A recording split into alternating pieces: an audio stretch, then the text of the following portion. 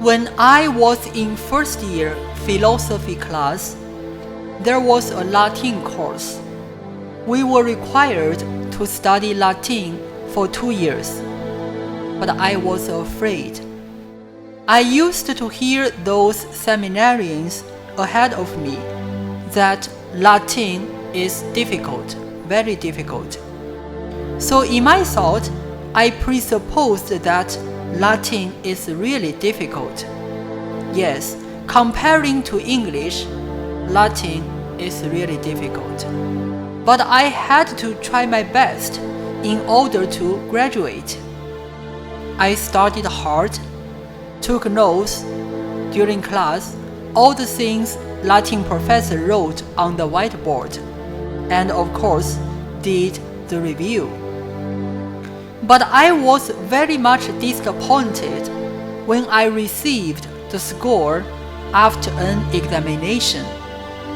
Not only did it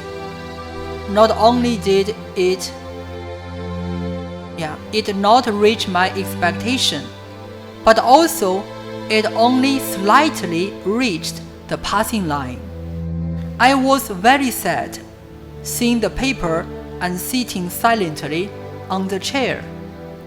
Then the professor noticed my sadness. He asked me, "Brother Francis, are you all right?" I said in reply, "No, I am disappointed for the result. I thought I could not study well about Latin." The professor continued to say, "Hey, are you losing your confidence? I still have confidence in you. Don't lose confidence on yourself."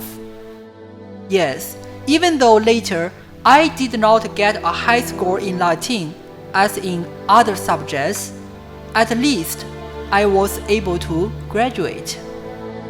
Thinking back how the professor encouraged me, I felt grateful to him. Now, the more important thing is not whether I got a good score in my study, but I had tried my best when I could.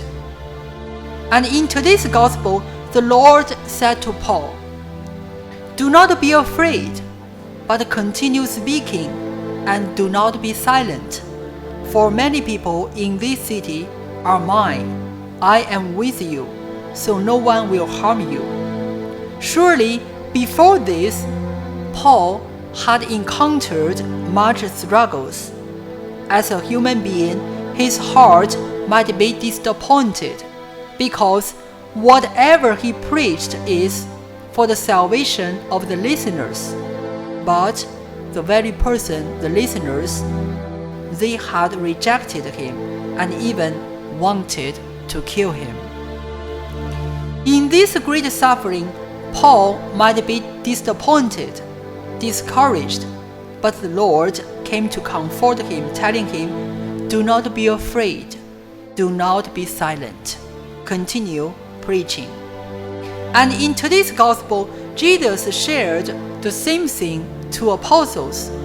"Truly I say to you, you will weep and mourn while the world rejoices." That is unfair.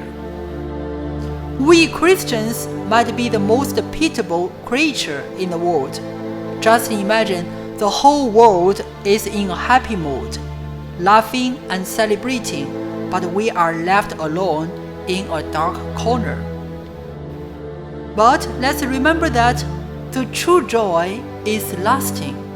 In English we say, "He loves last who loves best." Let me explain. The one who has the last laugh is the last winner. So in Chinese, 笑到最后的人才笑得最好 which means the one whose laughter lasts until the end, and he is the winner. Let us remember that the Lord is the final judge. Finally, we would be judged not by the world, but by the Lord. And on that day, we will be able to talk freely about the pains we have undergone. even we can laugh at ourselves, because what Jesus told us is true. You will be sorrowful, but your sorrow will turn to joy. So, brothers and sisters, let us continue to persevere in observing the commandments of the Lord, in the practice of spiritual and physical mortifications, despite all the difficulties and struggles around us. May God bless us.